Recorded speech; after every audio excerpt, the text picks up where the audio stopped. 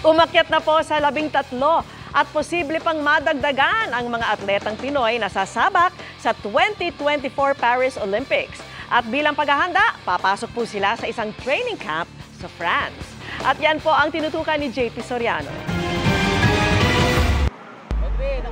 Sa kauna-unahang pagkakataon, magkakaroon ng isang buwang training camp ang lahat ng Pilipinong atletang kwalipikado at lalaban sa 2024 Paris Olympics. Gaganapin yan sa malaki at state-of-the-art sports arena at training camp sa Metz, France ayon sa Philippine Olympic Committee. Nag-level up na tayo. Wow, kaya pala natin ng 1 month before.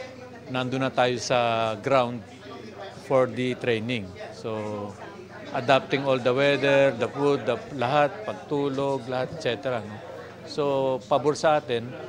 And yeah, first time. I think it's first time na gagawin in one training camp.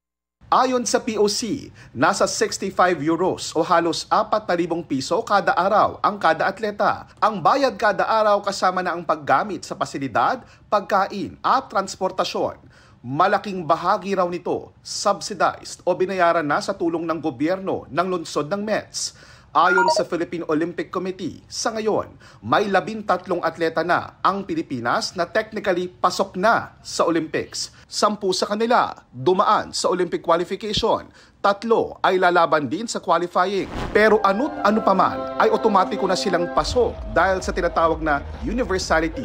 Ito yung dapat may representative ang bawat bansa sa nasabing sport gaya ng swimming. Sabi pa ng POC, posibleng umabot sa mahigit 20 ang mga atletang mag-qualify sa Olympics. Hindi pa man nag-uumpisa ang makasaysayang 2024 Paris Olympics. Nagpapasalamat na ang Filipino Olympians sa mga Pilipino. Hello po, Kapuso. Maraming salamat po sa pagbibigay ng time para suportahan at ipagdasal kaming mga atleta. Suportahan niyo po kami hanggang dulo. Patuloy niyo lang po kami suportahan. Ipagdasal niyo po kami sa darating na Paris at ginagawa po namin yung best namin na makauwi po ulit ng mga medalya.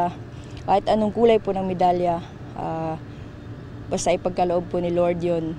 Para sa GMA Integrated News, JP Soriano, nakatutok 24 oras.